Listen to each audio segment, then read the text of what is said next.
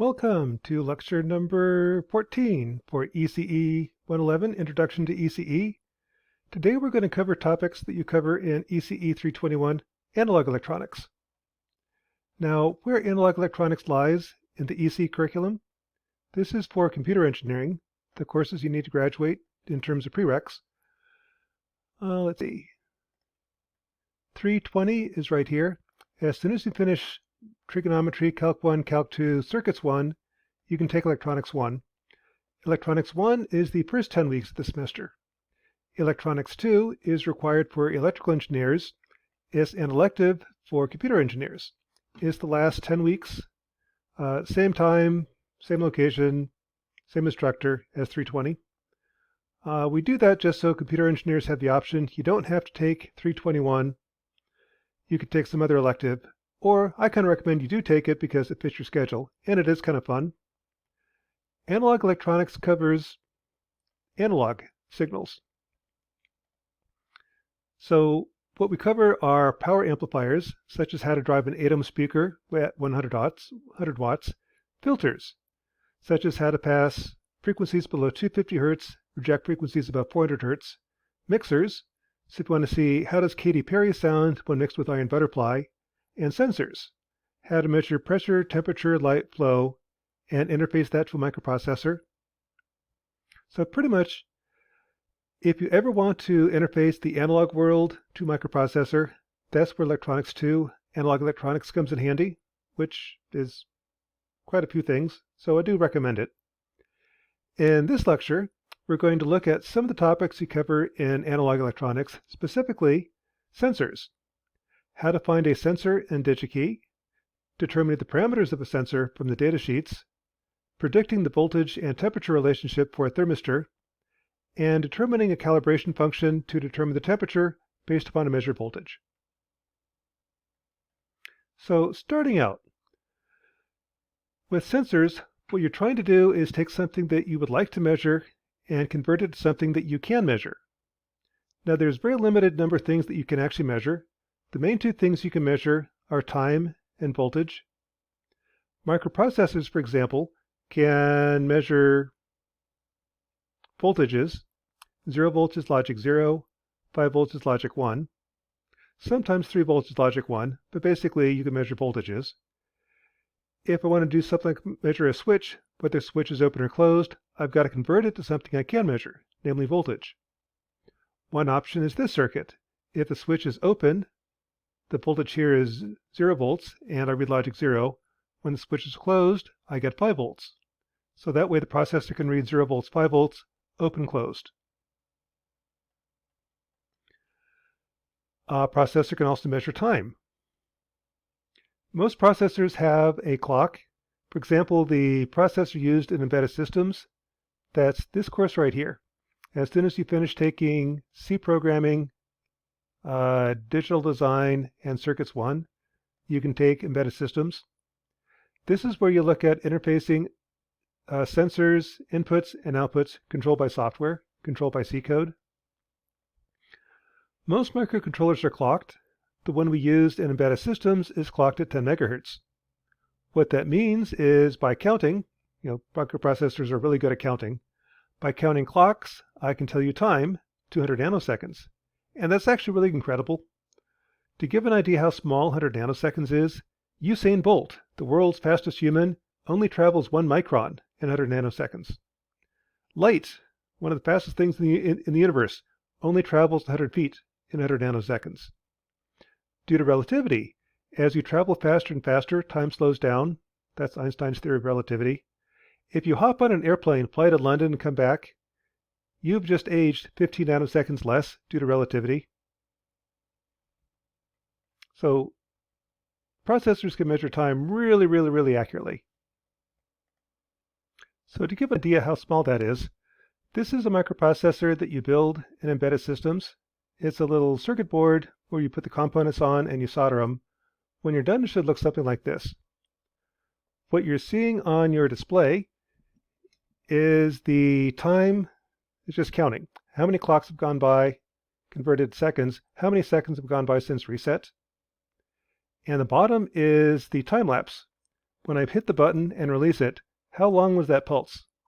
So if I hold it down for 1 second, press, release, that was actually 1.4667375 seconds. Really, really good precision. And get it closer, 1001.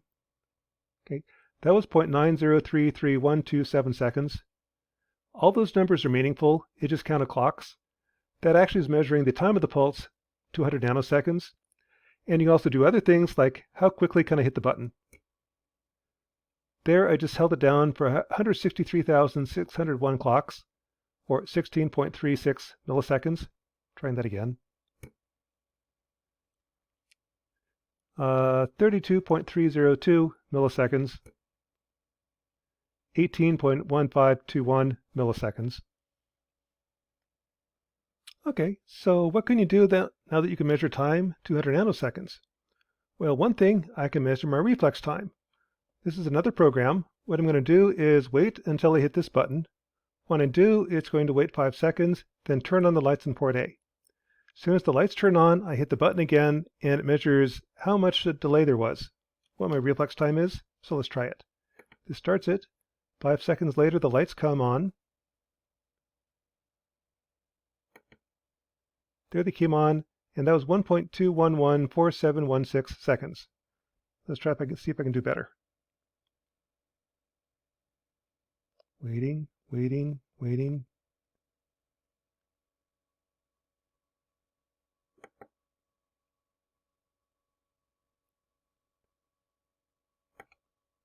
Okay, 0.2043596 seconds. Trying again. 0.2036601 seconds. Okay, so you can measure time really, really, really accurately.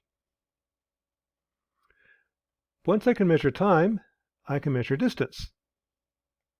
For example, this is a little rain sensor. It's for Arduinos, Raspberry Pis. We use it in embedded systems. What it does is it sends out a little ultrasonic chirp. It then waits for the sound to come out, hit an object, reflect, and come back, and then measures that time delay. When you power it, that's what you see right here. If you look on the oscilloscope, I send a chirp, I get a 5-volt signal out. A microprocessor can read 5 volts. It stays high until I get the return echo, then it goes low. By measuring this time, I tell you the time of flight. At 340 miles per hour, 100 nanoseconds corresponds to 17 microns. So if I can measure this pulse width, 200 nanoseconds, I can measure distance to 17 microns.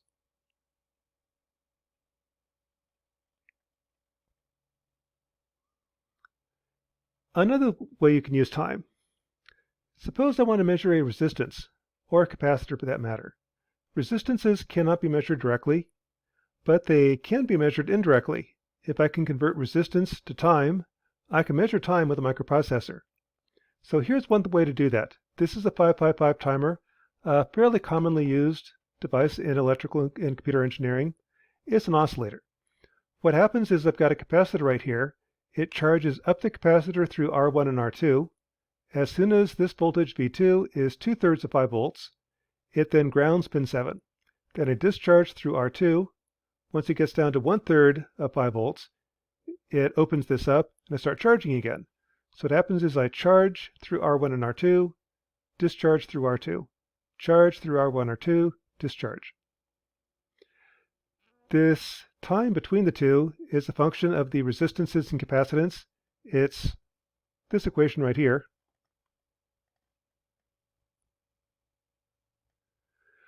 So if I can measure the period, that's this time right here, I've got a measure of the resistances and capacitances.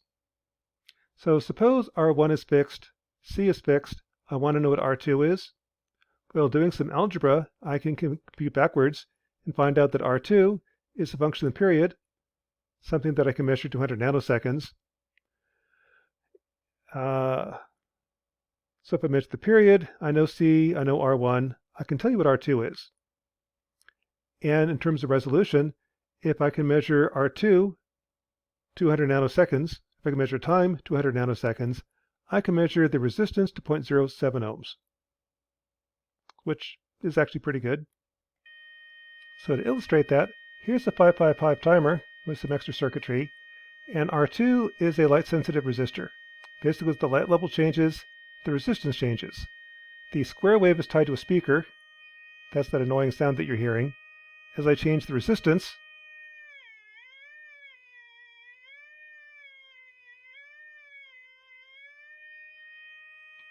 the period changes. Whenever the period's the frequency changes.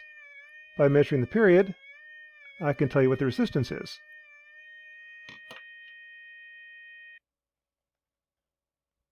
Okay, so time is something you can measure really accurately. Oops, that's me upside down. Another thing you can measure is voltage. Most microprocessors have an A to D converter. What that does is that converts an analog signal 0 to 5 volts to a number. On the PIC chip, the one that we use in embedded systems, it has a 10-bit A to D, meaning the voltage or the reading goes from 0 to 1023 as the voltage goes between 0 and 5 volts. And the way that works is inside the microcontroller, there's a little counter. When I start the A to D conversion, the count starts from 0 and goes up to 1023. That goes to a 10-bit D to A converter, and what that does is as the count goes from 0 to 1023, the voltage goes from 0 volts to 5 volts. This then goes to a comparator. So this is my analog voltage I want to measure, say 3.5 volts. It's going to start counting up. As soon as this voltage is bigger than that voltage, then goes low. That triggers a latch, and whatever the count was at the time that these two matched, that's my A to D converter. So here's what that looks like. This is another program. It's taking the analog signal on port A pin 0 right here. As I turn this knob, I go from 0 volts and the LED is off, up to 5 volts and the LED is full brightness. As I vary it, the voltage changes. The voltage is shown right here. I'm currently at 4.97 volts. As I decrease it,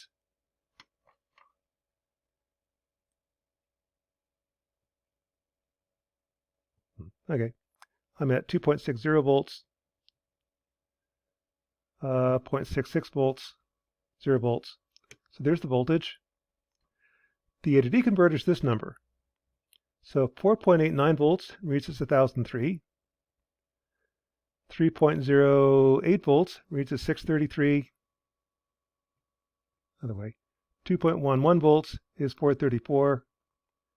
0.80 volts is 164. So I can read voltage.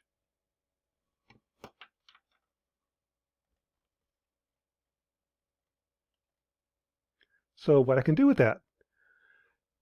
If I can measure voltage, I can measure resistance.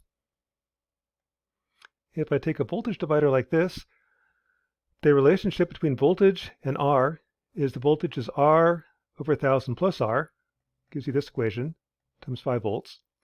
Doing some algebra, R is equal to 5 over 5 minus, or V over 5 minus V times 1000 ohms.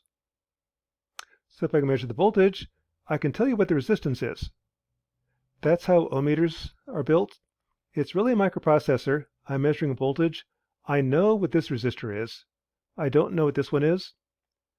But if I measure voltage, I can calculate what the resistance is. In terms of resolution, the A to D converter has a resolution of 5 volts for 1023 in counts. So that's volts per count. What that works out to is 4.88 millivolts per count. In terms of ohms, the resolution in ohms is 3.91 ohms. What that means is that if R changes by 3.91 ohms, the voltage changes by 4.88 millivolts, and the A to D reading will change by 1. The smallest resolution you have on the A to D converter is 1, it's a counter, or 4.88 millivolts, or 3.91 ohms. So I can build a voltage divider, or I can build an ohm meter. I can measure resistance. Now, sensors are basically the same circuit, but instead of using a resistor, I use a sensor. A sensor is a device where the resistance changes with what you want to measure, or typically that's what sensors are. And there's many different types. There's temperature-dependent resistors, called thermistors. There's light-dependent resistors, CDS light cells, strain-dependent resistors, strain gauges, magnetic field strength-dependent resistors, magnetoresistors, and so on. Each of these, the resistance changes with a different parameter. So by measuring resistance, I can measure temperature, light, strain, magnetic field, and so on. That's really powerful. If I can measure resistance, change that resistor to a different sensor, and I can measure a wide number of different things. As an example, suppose take that resistor and replace it with a diode. With diodes, the voltage drop across the diode depends upon temperature. The equation is actually this. This is the doping on the P side. Here's the doping on the N side. There's the intrinsic carrier concentration, the number of thermal electrons. As temperature goes up, I get more thermal electrons. The number of thermal electrons is related to temperature. So if I plug these two in and calculate the voltage versus temperature, I get this graph. What that tells you is the voltage drop across the diode varies with temperature. It's not a lot, but it does vary. So if I can measure voltage, I can tell you temperature. And that isn't just theory. That actually works. For example, I have right here, there it is. This is a diode. That little line is the direction of current flow. So current flows from the red lead to the black lead. This is the anode, cathode. Currently, the voltage drop is 0.657 volts. Take a hairdryer and warm it up. I got to get this hairdryer to turn on.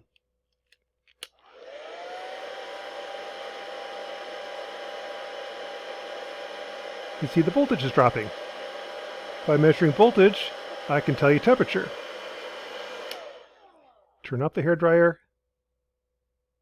It'll start cooling off, and the voltage goes up. So if I can measure voltage, I can measure temperature.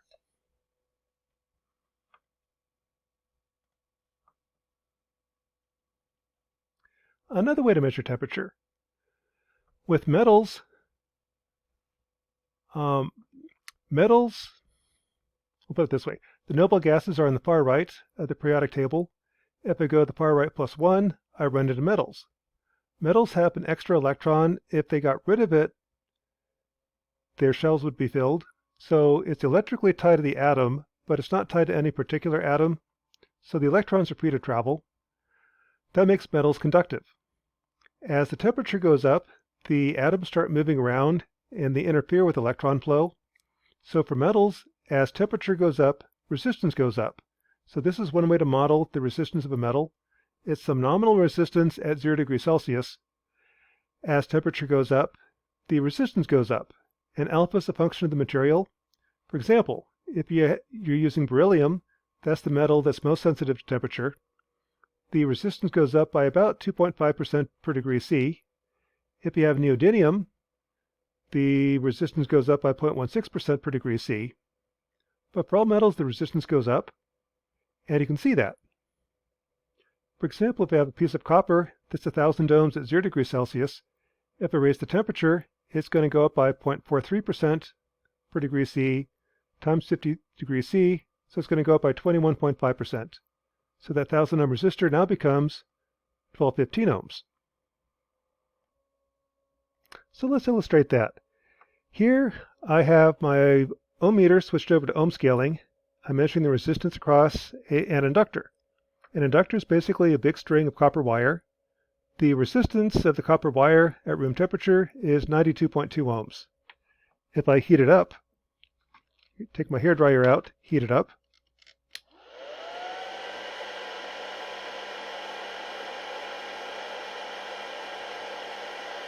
you can see the resistance is going up.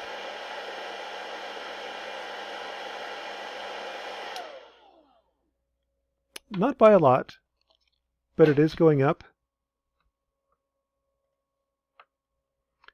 If I were to plot that, this is the equation for that thermistor, or RTD. Suppose it's 1,000 ohms at 0 degrees Celsius. And this one actually wasn't, but suppose it was. And it's made out of copper, so the resistance goes up by 0.43% per degree C. This is the resistance versus temperature relationship. If I plot it as temperature goes from minus 30 Celsius to plus 30 Celsius, the resistance goes from about 870 ohms to 1130 ohms. It does change. It's kind of what we saw over here. So if I can measure resistance, I can tell you temperature. The resolution is how accurately I can measure the resistance.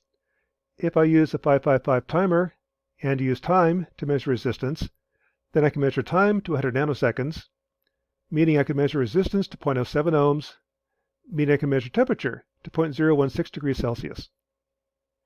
If, on the other hand, I use a voltage divider and measure voltage, I can measure voltage to 4.88 millivolts, which corresponds to 3.91 ohms, which corresponds to 0.909 degrees Celsius. So again, by measuring resistance, I can tell you temperature. The resolution is how I convert resistance to something I can measure, time or voltage. In general, time is much more accurate. Another type of sensor is a thermistor. A thermistor is made out of silicon. What happens with silicon is temperature goes up, I get more and more thermal electrons, and so when an electron jumps out of its covalent bond, I also get a missing electron, or hole. Holes look like a plus charge, electrons are minus charges. So for semiconductors, I have two types of charge carriers. The higher the temperature, the more thermal electrons, the more charge carriers, the less the resistance. So semiconductors are very different than metals. With metals, the resistance goes up with temperature. Semiconductors, the resistance goes down with temperature. And for example, this would be a typical relationship for the temperature versus resistance relationship. Here, temperature is degrees Celsius. This converts it to Kelvin. Basically, I don't just have T. 0 degrees Celsius is the freezing point of water. Silicon could really care less to what happens to water. This is actually in Kelvin. T plus 273 is in Kelvin. 0 degrees Kelvin is important. Everybody cares about 0 degrees Kelvin.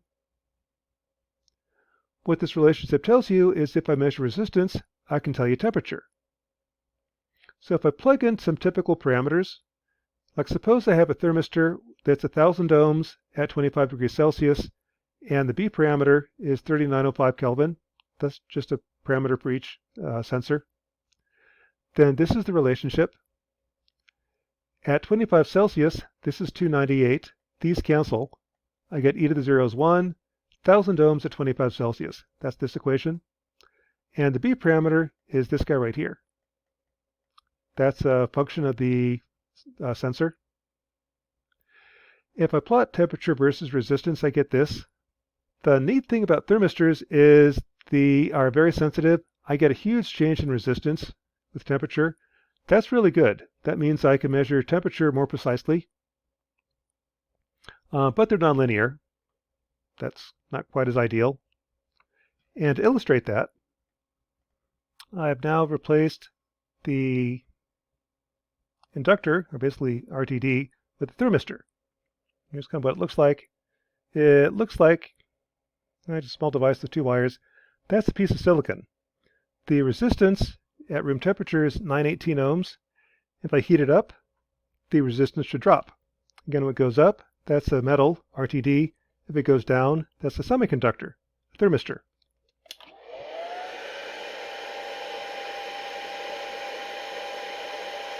So there you see the resistance dropping.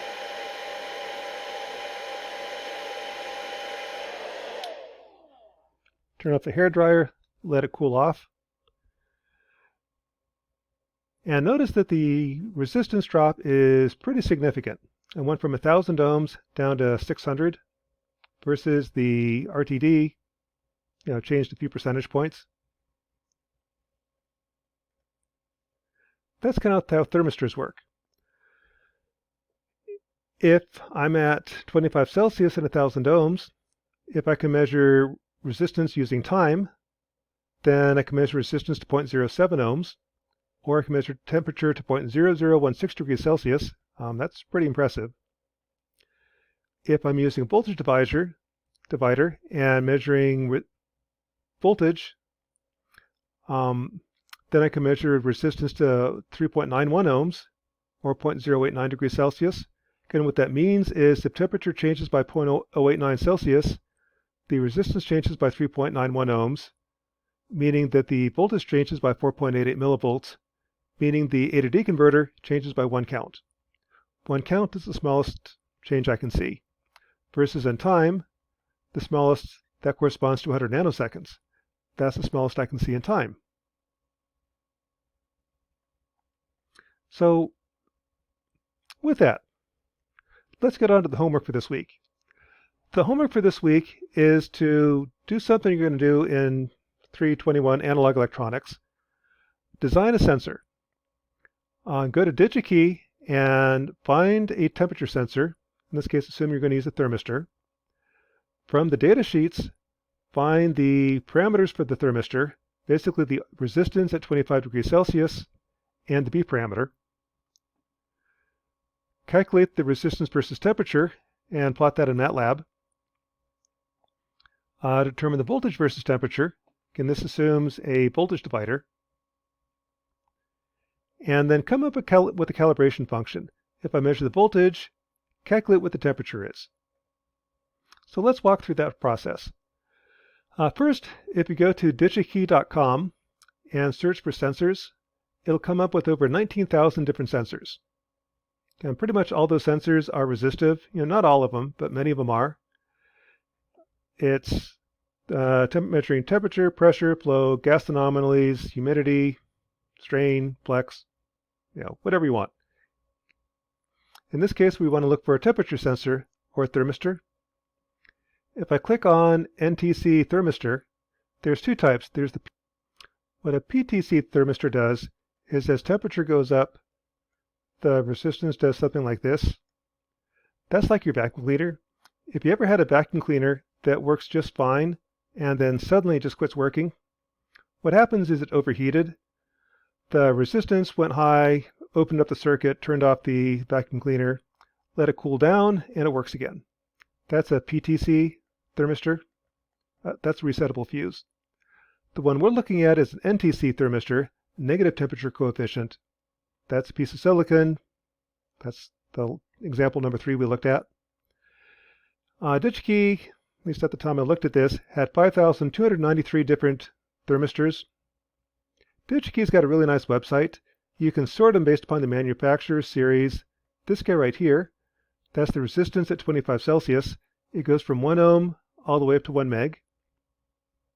The reason you might want to use 1 ohm is this allows you to build an anemometer. Measures wind speed. If I have 5 volts across 1 ohm, the power is V squared over R. 25 watts is going to get hot. The higher the wind speed, the more air cooling I have, the less heating I'll have. So by measuring the self-heating, I can measure wind speed. That's what the low resistances are for. The high resistances are when you don't want to have self-heating.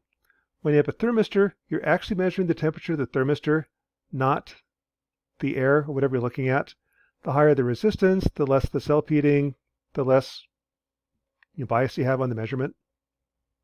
So if you scroll down here, select 1,000 ohms. This is the resistance tolerance. Smaller is better. B parameters. That's that little B guy that we looked at for the parameters. Or basically, that's what these are. Resistance at 25 Celsius is kind of self-explanatory. It's at 25 Celsius with the resistance. Here we want 1,000 ohms. The B value, this is the one we want. I really want over the temperature range of 0 to 50 degrees Celsius, or something close if it doesn't give you that. The B value tolerance this isn't exact. It varies from thermistor to thermistor. The smaller the tolerance, the better, but typically the more expensive it is. Operating range, again, if you want to measure something at 1,000 degrees Celsius, make sure the temperature sensor can handle 1,000 degrees Celsius, and so on. And mounting type. We use through-hole. Through-hole is really for engineering students. In industry, they like the surface mount. Surface mount is good for robotic assembly. Robots don't like pins because pins break, they bend. Very hard to manufacture. But for us, surface mount is hard to use because they don't fit in breadboards. So in education, we use through-hole. In industry, they use surface mount. That's what these guys mean. So let's narrow the search. I want 1,000 domes at 25 Celsius. I want through-hole and in stock. And here's a list of ones I got, that were there when I searched. From these, you can see how many DigiKey has in stock. Buy something that's in stock. The price per item. So if I pick one, I think I chose this one right here. There's 2,000 in stock, 95 cents each. Click on it.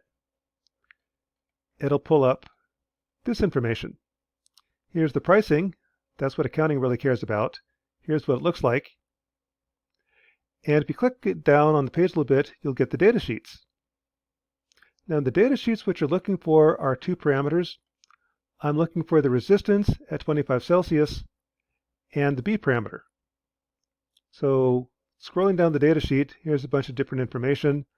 The 3.5 milliwatts per degrees Kelvin. What that tells you is that if I have 1 milliwatt of self-heating, V squared over R, or I squared R, the thermistor is actually going to be 1 degree Kelvin, or 1 degree Celsius higher than the air. So there's going to be bias in the measurement. That's what that tells you. The thermal time constant tells you that it takes about 12 to, typically 1 to 3 time constants. If you use 3 as a knife safety margin, it takes about 36 seconds for it to settle out to get a good reading. This right here, this is the number we want. That's the B parameter, 3930 degrees Kelvin. This is the resistance at 25 Celsius.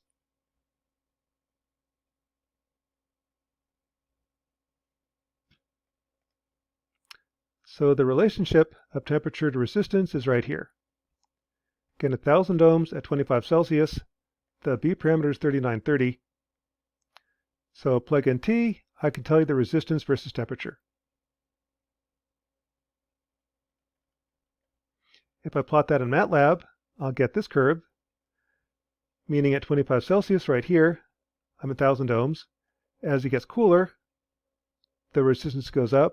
As it gets hotter, it goes down. And it's exponential in nature. What that tells you is if I can measure resistance, I can tell you temperature. If I assume I'm using a voltage divider to convert resistance to voltage, in this case what I'm assuming is a voltage divider that looks like this. So here's my unknown R. This is a 1K resistor. Here's 5 volts. And here's ground.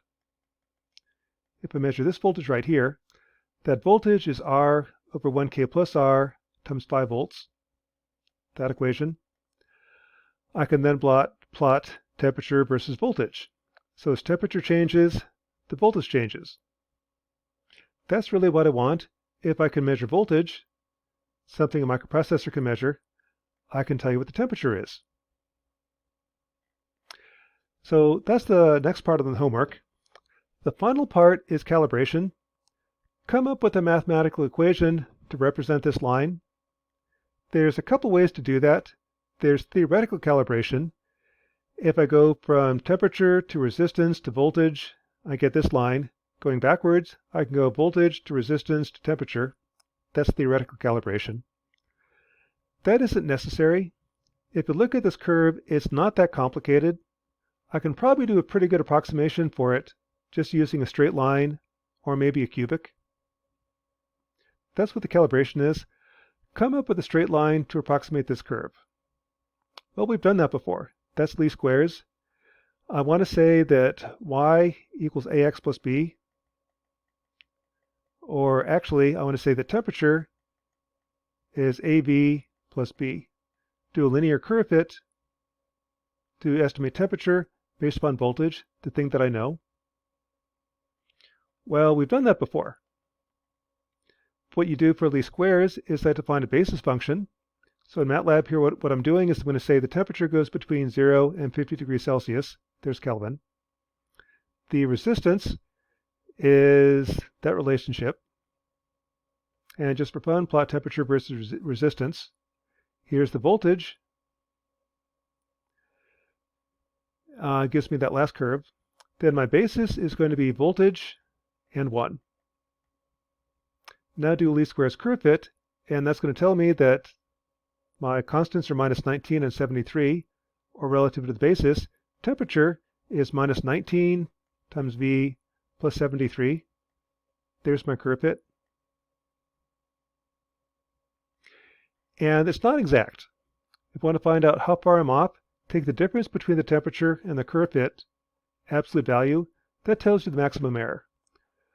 I'm off by as much as 1.9 degrees Celsius for this calibration function. And if I plot it, here's what it looks like. The blue line is the actual relationship. The red line is my curve fit. It's a straight line. And the maximum error turns out is right here. That's your 1.9 degrees Celsius. Again, not a bad curve fit.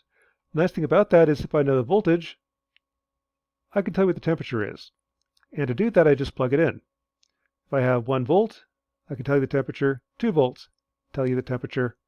And it won't be exact, but it should be pretty close. Suppose I want to get a better curve fit. Oh, that's my voltmeter telling me I left it turned on. Okay. Suppose I want a better curve fit. Well, I could look at a cubic curve fit. To use a cubic, all I need to do is change the basis. Change the basis to be V cubed, V squared, V and 1. Now do a least squares curve fit, and those are my parameters. What that means is this is times the first basis element, 10.3 times the second basis element, minus 47 times the third basis element, plus 96 times the fourth. There's my curve fit. To find out how good it is, let's take the worst case. What is the maximum of the absolute value of the difference in the two? It's 0.1 degrees Celsius. So this curve fit is good to within 0.1 degrees Celsius. If I plot the actual in blue, the curve fit in red, it's really hard to tell the difference. Again, the maximum error looks like it's about right there. It's off by 0.1 degrees Celsius. If that's not good enough, I can keep on going. Use a 4th order, 5th order, 6th order curve fit. For the homework, 3rd order is good enough. What that curve fit tells you is that suppose I measure voltage, I know what the temperature is. Here's my curve fit. Just plug in 3.23 for voltage, and